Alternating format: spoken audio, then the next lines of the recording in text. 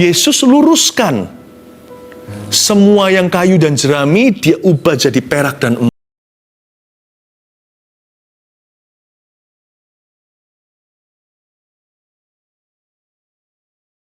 Sucikan, kuduskan hati kami, Tuhan, untuk menghadap hadirat-Mu. Siapkan hati kami untuk menerima taburan firman-Mu. Sembunyikan hamba di balik salib-Mu. Terima kasih Tuhan, dalam nama Yesus. Amin.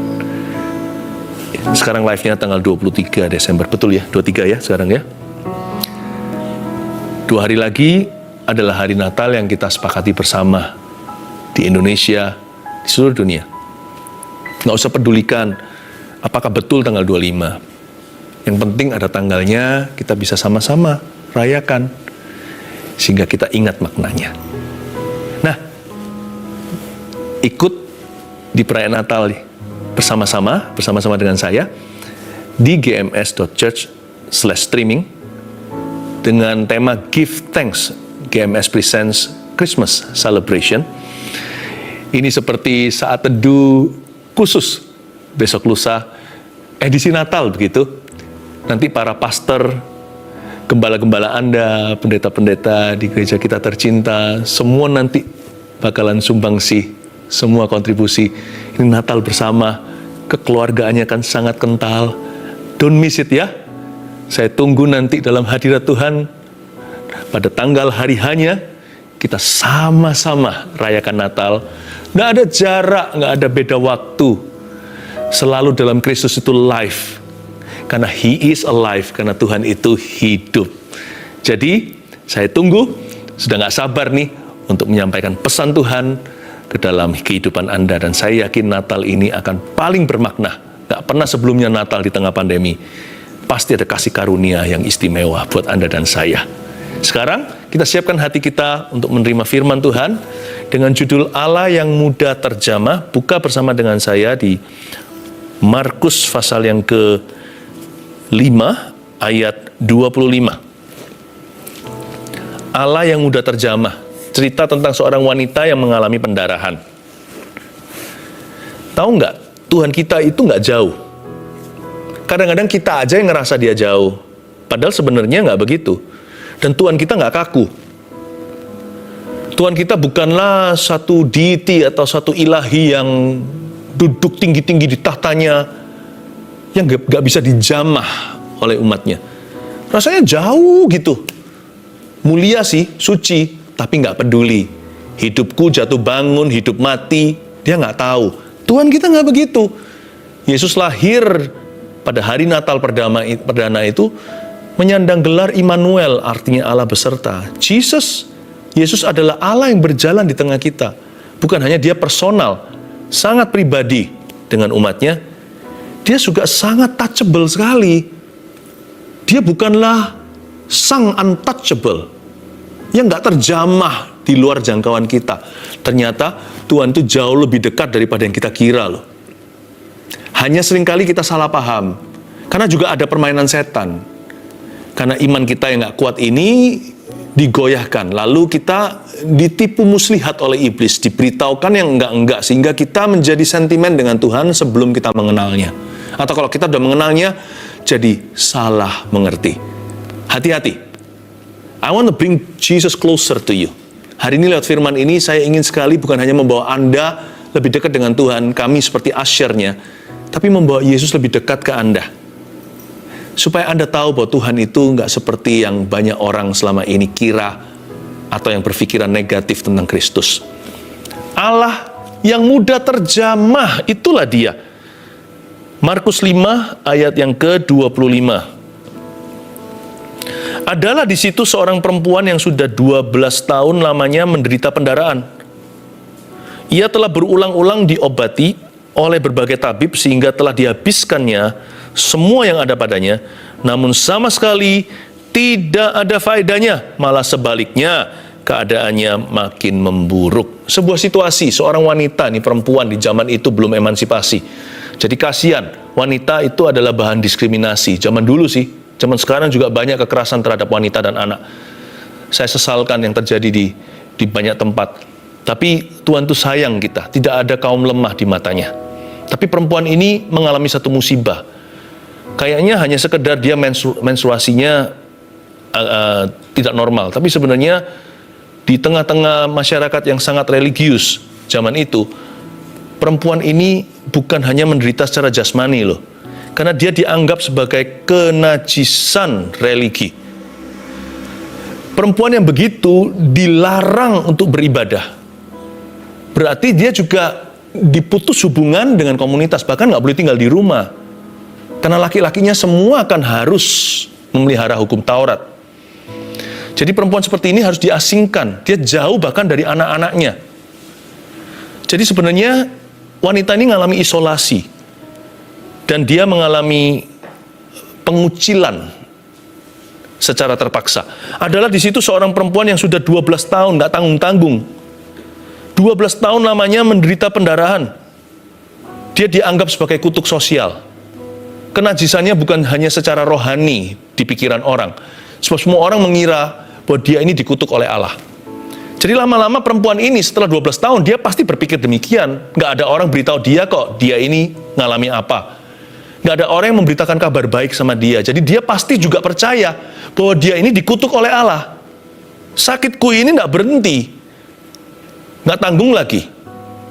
Penyakit yang jenis ini membuat seseorang terbuang dari masyarakat, dari keluarganya. Selain sakit kusta yang dihindari, menstruasi juga dianggap kenajisan. Jadi bayangkan orang ini mendekati Yesus, anak Allah yang hidup. Dia ketakutan sekali, makanya dia main belakang. Karena dia yakin sekali kalau sampai Tuhan tahu, dia pasti dimarahi setengah mati. Karena Allah mana yang mau jamah dia? Apalagi Allah mana yang mau dijamah oleh orang seperti ini? Bukankah ini anak Daud? Keturunan kerajaan. Yesus Kristus anak Allah yang hidup. Dia takut. Dia nggak berani jalan depan, minta terang-terangan. Karena dia yakin tahu 100% pasti, meskipun dia salah, bahwa dia pasti ditolak mentah-mentah sama Tuhan. Dia udah merasa Tuhan udah sentimen sama dia. Karena itu dia main curi-curi. Jadi cerita ini lucu. Dia mencuri kesembuhan ceritanya. Karena dia merasa dia nggak layak. Pernah nggak Anda merasa begitu? Merasa sesuatu menimpa hidupmu, Anda merasa itu karena Tuhan murka. Dan juga Anda rasa bahwa semua orang dicinta kecuali Anda. Anda perkecualian. Anda satu-satunya dibenci oleh sorga. 12 tahun lamanya, semua orang menjijikkan. Menjijikkan dia. Semua orang menghindari. Dan wanita ini pasti sudah putus asa jiwanya. Ia telah berulang-ulang diobati, ayat 26. Oleh berbagai tabib, bahasa Inggrisnya begini. And she suffered at the hands of many doctors. Bahasa Indonesianya jauh lebih santun. Ia telah berulang-ulang diobati oleh berbagai tabib. Saling melengkapi. Betul, dia diobati berulang-ulang oleh berbagai tabib. Tapi juga karena itu dia menderita lebih dari sebelumnya, bukan hanya uangnya habis semua, tetapi ternyata wanita ini juga mengalami malpraktek.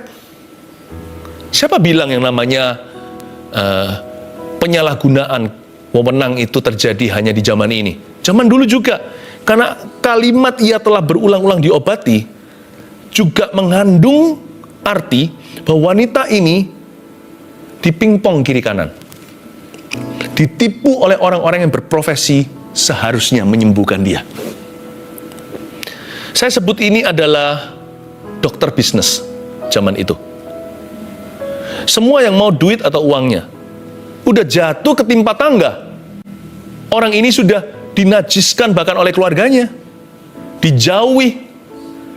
Bahkan orang ini sudah salah paham kronis sekali sama Allah, dikira bahwa Allah benci sama dia. Dia nggak bisa jamah. Setahu dia, semua agama dalam benaknya, semua sama. Allah itu suci, dia di sana, kita di sini. Orang suci aja yang bisa datang ke dia, itu pun hanya beberapa. Mana giliran saya? Kapan itu terjadi? Apalagi sekarang kondisiku begini, najis sekali, manusia aja nggak mau pegang aku kok. Masa Allah mau pegang aku? Dia sudah merasa, Tuhan pun nggak mau. Udah gitulah. Udah putus asa kelas dewa. Tuhan pun tidak bersedia, Tuhan pun tutup telinga, Tuhan nggak mau lihat dia, Tuhan pun muak, kalau perlu muntah melihat wajahnya. Udah orang ini kalau nggak bunuh diri sudah hebat sekali menurut saya. 12 tahun dalam kesepian dan jiwanya pendarahan. Jadi pendarahan itu bukan hanya bicara tentang tubuhnya, jiwanya. Lalu dia datang ke dokter, tidak dikasih tentram, sejuk hati, tidak dikasih kepastian atau diusahakan, malah dimanipulasi. Malpraktek terjadi. Dokter-dokter bisnis yang menangani. Lalu bukan hanya itu, mungkin dia dibentak-bentak sekalian ya, karena zaman itu kan nggak ada bukan emansipasi, hak asasi pun belum zamannya, dibentak-bentak. Makanya saya juga memberikan pesan sampingan di sini. Saya percaya hari-hari ini Tuhan membangkitkan dokter-dokter yang takut akan Tuhan. Bukan berarti yang memberikan harapan palsu, tetapi ketika pasien datang, kalau Anda seorang dokter, seorang tabib di zaman ini yang mendengarkan saat teduh, izinkan saya untuk menggembalakan hatimu. Pasien itu sakit, kasihan. Dokter, pastor, pendeta, gembala, kita semuanya itu ada dimensi pekerjaan kemanusiaan. Beda sih, tapi sebagai anak Tuhan ada banyak persamaan. Ingat ya, orang yang datang minta tolong sama kita lebih dulu yang berutang sama Tuhan. Itu panggilan. Selain itu, mereka pasien yang sakit menderita, itu kasihan. Kita bisa punya pilihan kata-kata yang lebih baik, meskipun tidak memberi harapan palsu, memberitahu fakta pun harus bijaksana. Tetap harus profesional, namun tidak perlu kita menjatuhkan, membunuh karakter, apalagi malpraktek sudah jangan dimasukkan dalam daftar. Itu harus dibuang jauh-jauh dari kehidupan anak-anak Tuhan. Saya berdoa, dibangkitkannya lah dokter-dokter yang takut akan Tuhan di zaman ini. Dan saya berdoa juga jikalau Anda sakit hari ini, agar Anda dipertemukan oleh tuntunan Roh Kudus kepada dokter yang tepat, yang pintar, yang pandai, dan dokter yang bijaksana, tapi yang takut akan Tuhan. Kadang-kadang ketemu dokter begitu tuh rasa gimana ya? Baru datang aja udah rasa sembuh ya. Belum dibukakan resep obat, sudah ayem, tentrem, rasanya itu adem gitu di ruang prakteknya. Dia bilang, nggak apa-apa Bu, kita, meskipun tentunya dokter nggak boleh sembarangan berkata begitu, dokter itu ilmuwan, tetapi kalau takut akan Tuhan, nggak apa-apa juga untuk kita berkata masih ada Tuhan. Tapi tetap beritahu apa adanya, penyakitnya apa, bisa sembuh atau enggak. Tapi selalu jaga agar pasien Anda jangan jatuh semangatnya.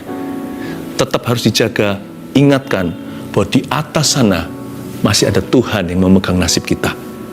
Nggak ada salahnya. Saya percaya di bangsa dan negara yang semua orang, yang di negara yang sebenarnya negara kita itu pada takut akan Tuhan, cuma tidak semua orang mengenal Tuhan. Saya percaya kalau ada orang-orang yang mengingatkan bahwa di atas sana masih ada yang maha kuasa, itu pasti di-welcome oleh semua. Nah, dokter-dokter ini ternyata tidak seperti itu. Zaman itu dia nggak menemukan dokter yang memberitahu, ada Yesus. Akhirnya di ayat 27, untungnya dia mendengar dari tetangga. Dia sudah mendengar berita-berita tentang Yesus. Maka di tengah-tengah orang banyak itu, ia mendekati Yesus dari belakang dan menjamah jubahnya. Ayat 27 tadi, untungnya dia dengar dari tetangga. Puluhan dokter tidak beritahu satu pun, padahal waktu itu Yesus hadir di Galilea. Secara fisik ada. Gak diarahkan kepada Tuhan, atau paling tidak dokter berkata yang ini hanya Tuhan yang sanggup sembuhkan. Paling tidak orang itu ingat Tuhan. Dokter itu enggak. Hanya charge dia, gesek kredit card. Lalu setelah itu, orang itu juga tidak sembuh. Mungkin dokter itu tahu, tetapi tetap saja melakukan, tetap saja dia harus dikenakan biaya yang setinggi-tinggi langit. Kasihan sekali wanita ini. Harusnya ada salah satu gitu. Mungkin ada dokter seperti dokter Lukas yang penulis Kisah Para Rasul yang berkata, ada Kristus di sini. Tapi dia nggak ketemu yang gitu. Untung ada tetangganya. Tuhan itu bisa menjangkau orang. Kalau bukan lewat profesi yang sah, Tuhan bisa menjangkau lewat kebetulan. Tiba-tiba ada orang kesaksian, padahal Anda tidak kenal. Tuhan itu bisa sampai kepada kebutuhanmu melalui retak kecil di dinding mana. Kalau tidak ada tukang pos yang sah datang pada Anda mungkin akan mendengarnya lewat surat yang terbang terkena angin secara tidak sengaja. Tuhan tuh cinta sama kita semua. Dia pasti akan sampaikan berita kabar baik ini. Jadi Anda hari ini mendengarkan saat teduh juga bukan kebetulan. Tuhan sudah atur semuanya supaya Anda dengar tentang Kristus. Berita tentang Kristus, tentang Yesus harus sampai ke telingamu. Dia sudah mendengar berita-berita tentang Yesus. Itulah sebabnya iman timbul dari pendengaran, bukan? Jangan pakai telinga kuping kita untuk mendengar yang enggak-enggak. Yang gosip semuanya itu percuma. Kalau Anda mau dengarkan firman, itu jauh lebih berguna, berdampak buat hidup ini dan hidup yang akan datang. Maka di tengah-tengah orang banyak itu dia dekati Yesus, lalu dia jamah Yesus dari belakang. Ayat 28, sebab katanya, asal ku jamah saja jubahnya, aku akan sembuh. Ayat 28 ini ada sesuatu yang off. Wanita ini tidak punya pengenalan akan Allah. Pengenalan akan Tuhan pun hanya dengar dari tetangga. Itu pun mendengar berita-berita tentang Yesus. Dia bukan dengar tentang prinsipnya. Dia dengar tentang kesaksian orang yang disembuhkan. Dia kepingin juga ada satu tabib yang belum dia coba. Dokter Yesus namanya. Tabib di atas segala tabib. Lalu ayat 28 ini sebenarnya imannya semi salah. Maksudnya caranya. Dia berkata, asal ku jamah saja jubahnya aku akan sembuh. Sedikit superstisi di sini. Dia berkata di jubahnya itu pasti ada sesuatu. Dia bukan mengarahkan dirinya kepada pribadi Yesus, tapi kepada jubahnya. Dan bukan pada firman-Nya. Yesus ngajar tuh berkali-kali. Awal mula Tuhan ngajar di pegunungan. Lalu Tuhan Yesus mengajarkan berbahagialah orang yang miskin di hadapan Allah, berbahagialah yang lemah lembut, berbahagialah yang menderita, berbahagialah yang berkabung, berbahagialah yang suci hatinya, berbahagialah yang membawa damai. Perempuan itu mungkin tidak ada. Waktu Yesus memecah-mecah roti, perempuan itu tidak di situ. Karena dia pasti kalau muncul di sana, semua orang pasti mengusir dia. Wanita ini juga belum di zamannya teknologi seperti ini. Anda nggak ikut live-nya, bisa nanti kemudian hari Anda lihat di YouTube. Anda lihat bisa subscribe di channel ini atau di channel apa. Nggak ada. Jadi wanita ini belum pernah mendengar pengajaran. Yang dia dengar bukanlah pengajaran Kristus. Pengajaran Kristus itu luar biasa. Pengajaran-pengajarannya itu memerdekakan. Dia belum mendengarkan. Dia hanya dengar desas-desus berita-berita tentang orang-orang yang sembuh. Makanya itu tidak bisa disalahkan. Imannya kurang pas. Asal ku jamah jubahnya, dia bukan mengarah pada firman-Nya. Firman Tuhan berkata begini, ada tertulis, dia belum tahu. Dia juga belum punya Alkitab yang tertulis, belum zamannya. Tapi meskipun demikian Tuhan dengar loh ya. Jadi saya pelajari di ayat 28, subjek iman kita itu lebih penting daripada kualitas iman kita. Subjek iman kita itu Yesus. Kualitas iman wanita ini nggak seberapa. Emas pun bukan perak. Menurut saya ini hanya jerami atau kayu levelnya. Asal ku jamah jubahnya. Tapi kenapa Tuhan tetap sembuhkan? Ini suatu pesan buat Anda dan saya yang merasa kita harus sempurna dulu baru mengalami mujizat. Tentunya kita harus bertanggung jawab untuk segala sesuatu yang kita dengarkan. Dengan banyak tahu, banyak dituntut pula. Pengetahuan kita itu adalah tanggung jawab kita. Tapi ada orang merasa, aku harus tahu seluruh Alkitab dulu, aku harus sempurna dulu, baru Tuhan mau jamah aku. Baru Tuhan mau peduli. Wanita ini, kayu dan jerami level imannya. Asal ku jamah jubahnya. Tapi subjek imannya lebih penting daripada kualitasnya. Kualitas tidak seberapa, kayu jerami tadi. Tapi subjeknya tetap Yesus, bukan?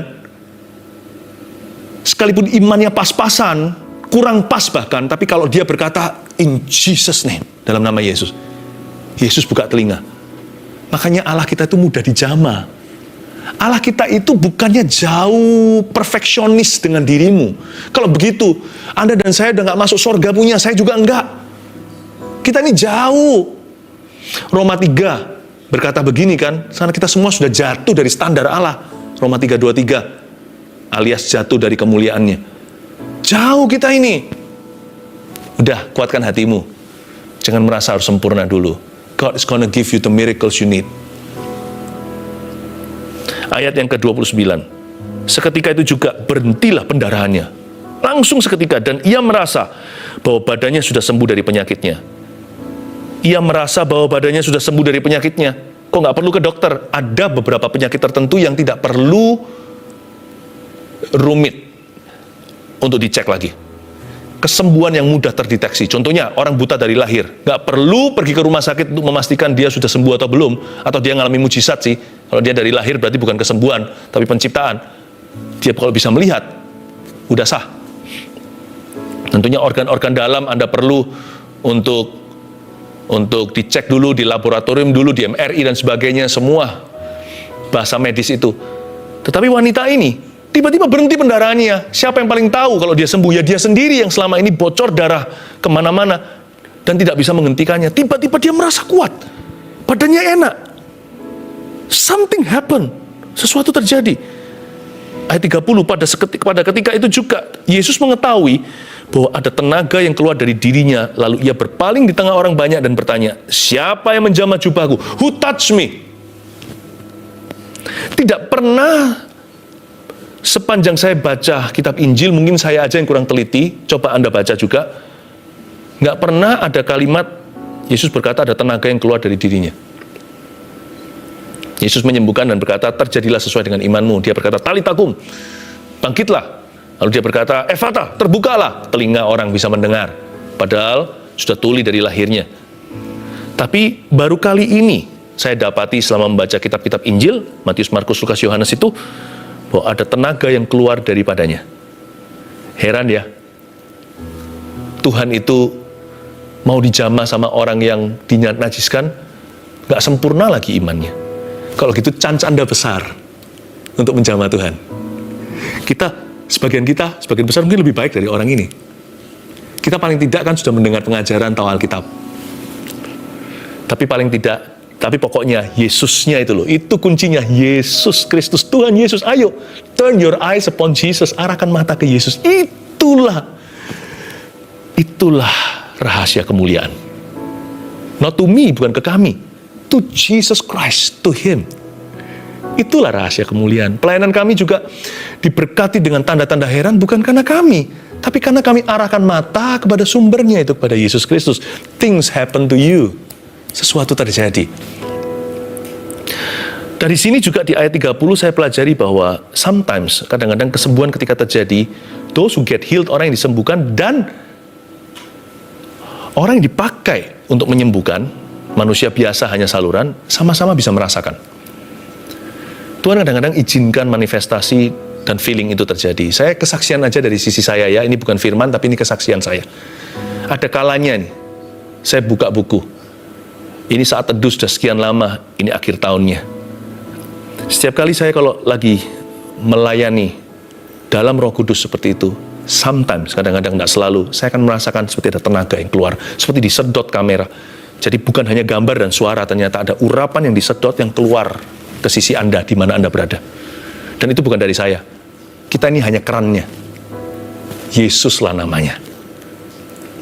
Saya yakin, sometimes you feel something, I feel something too. Kadang-kadang Anda merasakan sesuatu, kami merasakan juga. Dalam kasus ini, Yesus dan wanita ini sama-sama merasakan. Ada yang keluar, dan ada yang masuk. Ayat 31. Murid-muridnya menjawab, engkau melihat bagaimana orang-orang ini berdesak-desakan dekatmu, dan kau bertanya, siapa yang menjamah aku? Ini murid-muridnya lucu. Dia nggak ngerti apa maksud guru. Bukankah semua orang ini berdesak-desak? Memang sih, Yesus kan berjalan berbondong-bondong orang mengikuti. Orang-orang berdesak-desakan dekatmu dan kau bertanya siapa yang menjamah aku. Bedakan antara menyenggol Tuhan dengan menjamah Tuhan. Bukan Allah yang mudah terjamah, bukan Allah yang mudah tersenggol ya. Yang saya ajarkan hari ini Allah yang mudah terjamah. Jamahan kepada Tuhan itu harus sengaja, karena kita carilah wajahnya. Jiwaku haus merindukanmu, my soul follows hard after thee. Maksudnya bukan berarti kita seperti orang bertapa, ucapkan mantra, bukan. Tapi kalau kita mau cari Tuhan itu harus fokus. Nggak boleh kita izinkan gangguan-gangguan, dan jangan kita biasakan. Sama Tuhan itu nggak boleh casual, nggak boleh asal-asalan, juga nggak perlu formal seperti orang kalau dress code-nya formal atau casual. Tapi sama Tuhan itu harus sungguh-sungguh, segenap hati, segenap pikiran dan akal budi, segenap jiwa pula. Orang kalau menjamah Tuhan itu beda dengan nyenggol, karena memang bersentuhan sih dengan Yesus karena berbondong-bondong orang. Tapi kenapa wanita ini aja yang mendapatkan tenaga? Karena dia menjamah itu dengan pengharapan, dengan iman. Sekalipun imannya pas-pasan, kurang pas bahkan, tapi dia mencari Tuhan, dia punya ekspektasi. She laid her expectation on Christ. Dia meletakkan ekspektasinya atas Kristus, bukan berarti dia menuntut Tuhan loh ya. Dia percaya dan mengklaim itu dengan sungguh-sungguh, peduli amat kiri kanan yang akan menghukum dan siap merajam. Dia bahkan curi-curi ketakutan. Pokoknya dia ambil resiko. Dia ambil resiko untuk percaya sama Tuhan. Taruh ekspektasi itu pada Tuhan. Resikonya ya kecewa dia kalau nggak terjadi apa-apa. Makanya itu Tuhan berkata, siapa jamaahku? Murid-murid berkata, semua senggol-senggolan. Bukan itu yang kumaksudkan. Untungnya Tuhan tidak perlu jelaskan.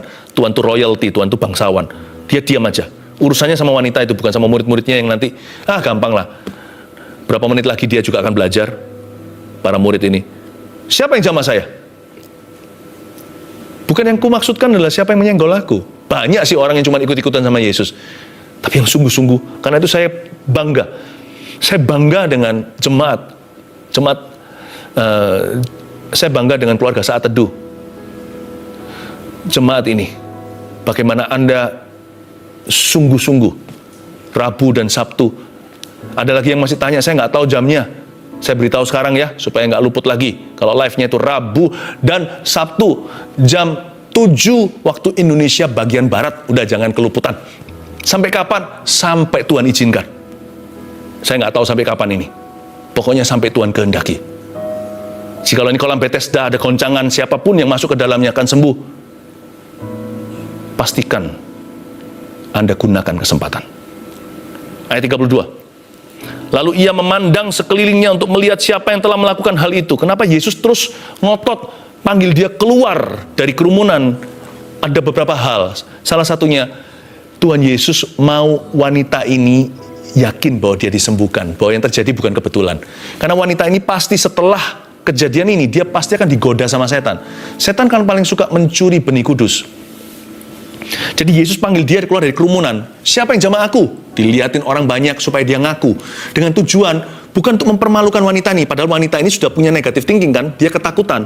Dia ngeri sekali untuk menampilkan diri. Tapi Yesus paksa dia untuk keluar dari kerumunan, untuk berani menampilkan, untuk menunjukkan dia siapa. Bukan karena Yesus mau kemuliaan, supaya diceritakan, loh ini loh orang sembuh. Bukan, tapi supaya wanita itu dilindungi. Supaya dia tahu yang terjadi ini bukan kebetulan. Bukan perasaan, aku merasa sembuh. Supaya dia tahu bahwa kesembuhannya itu valid. Betul-betul terjadi disengaja sorga. Selain itu, alasan mengapa Yesus memanggil dia keluar dari kerumunan adalah supaya dia tahu mengapa dia sembuh. Dia sembuh bukan karena jubahnya. Yesus luruskan doktrinnya. Dia sembuh itu karena imannya kepada Tuhan dan firman-Nya. Yesus luruskan semua yang kayu dan jerami, dia ubah jadi perak dan emas. Tuhan menyempurnakan kesembuhan itu. Sembuhan itu sendiri sudah sempurna. Dia menyempurnakan hati wanita ini dan imannya. Yesus kita itu guru, bukan hanya Tuhan, bukan hanya penyembuh. He wants to teach you the way of life. He wants to teach you what's right. Dia ingin mengajarkan apa yang benar. Selain itu, Tuhan juga mau menunjukkan kepada semua orang yang selama ini diskriminasi sama dia. Hey, wanita ini sungguhan sembuh. Kalau Yesus yang ngomong, beres sudah. Dia bisa pulang ke rumah. Suaminya nggak boleh tolak dia. Semua orang tahu orang ini sembuh-sungguhan. Yesus ingin memulihkan kehidupannya seperti sedia kala. Jadi pikiran Tuhan Yesus bukan hanya kesembuhan ilahi, tapi pemulihan hidup yang totalitas. Yesus ingin supaya hidupnya dipulihkan lebih dari sekedar badannya disembuhkan. Look how good the Lord's intention is. Lihat, intensi maksud Tuhan itu selalu mulia atas hidupmu dan hidupku. Kasihan ya, Tuhan itu selalu dicurigai. Padahal lihat dari cerita ini kita tahu hati Tuhan seperti apa, tidak seperti yang Anda kira. Ayat 33. Perempuan itu yang menjadi takut dan gemetar ketika mengetahui apa yang telah terjadi atas dirinya, tampil dan tersungkur di depan Yesus dan dengan tulus memberitahukan segala sesuatu kepadanya. Dia ketakutan kan? Tampil tersungkur, gemetar lagi, menjadi takut sekali. Kenapa? Karena dia merasa seperti seorang pencuri. Hari itu Yesus buat dia sah, terima kesembuhan ini, serah terima. Dia maju ke depan tampil tersungkur, dikira Tuhan akan marahi dia. Surprise, surprise. Kejutan ayat 34, demikian kata Tuhan. Maka katanya kepada perempuan itu, hai anakku, mau nangis saya waktu baca ini. Perempuan itu datang cari kesembuhan, dapat bapak. My daughter, Tuhan panggil begitu. Hai anakku. Perempuan itu langsung terbelalak, coba bayangkan ekspresinya. Tuhan gak murka. Setelah sembuh kan sebaiknya, udah pergi sana. Kamu sudah dapat kesembuhan kan? Go home, pulang. Tuhan enggak. Tuhan berkata, hai anakku. Aku salah 12 tahun. Aku kira Tuhan murka. Ternyata manusia yang berkata demikian, bukan Allah. Dia melihat Yesus sebagai sosok seorang Allah yang mudah terjamah, yang hari ini terharu. Ternyata diam-diam selalu mencintaiku. Tuhan tidak menghakimi kondisiku. Tuhan tidak membuang aku dan mensyukuri tahu rasa lu. Enggak. Hai anakku, my daughter you are. Oh, Tuhan gak kasih dia kesembuhan.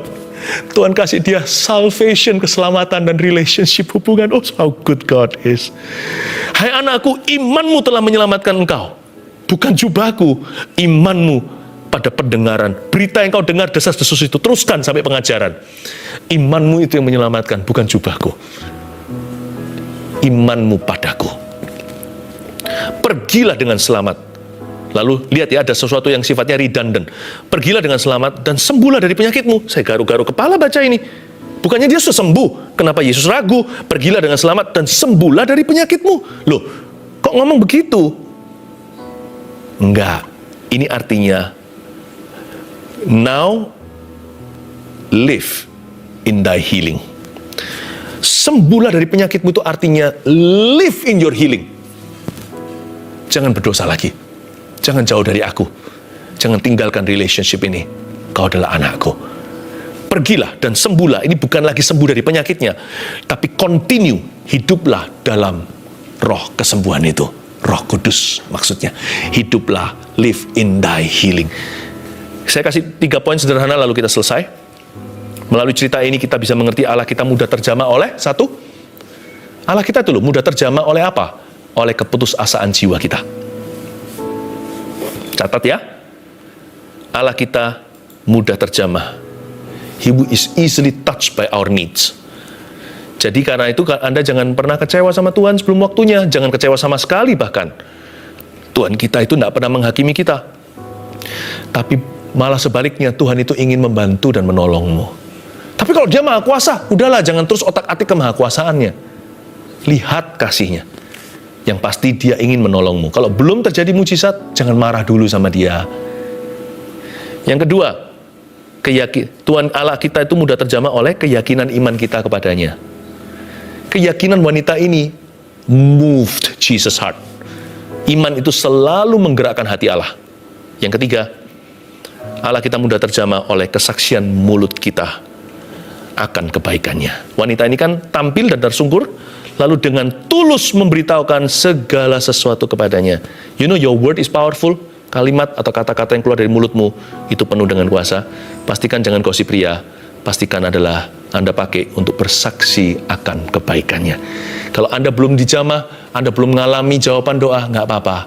Saksikan aja. Salah satu cara bersaksi akan kebaikannya adalah bersyukur dulu dengan segenap hatimu sebelum terjadi sesuatu. Haleluya. Amin. Terimalah berkat dari Allah Bapa, kasih setia dari Yesus Kristus, pengurapan dari Roh Kudus, dari nama Allah yang mudah terjamah, Allah yang mengasihi kita semua. Jesus is His name. Namanya Yesus. Haleluya. Amen. God bless you.